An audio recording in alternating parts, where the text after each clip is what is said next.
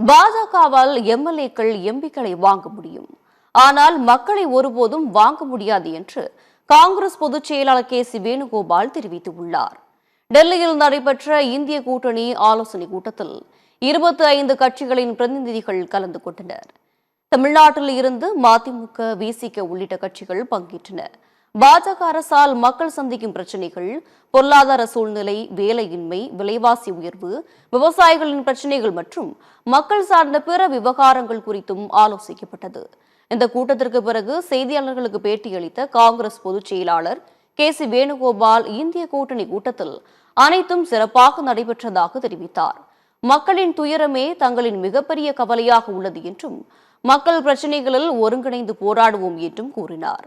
பாஜகவால் எம்எல்ஏக்கள் எம்பிக்களை வாங்க முடியும் என்றும், ஆனால் மக்களை ஒருபோதும் வாங்க முடியாது எனவும் தெரிவித்துள்ளார்.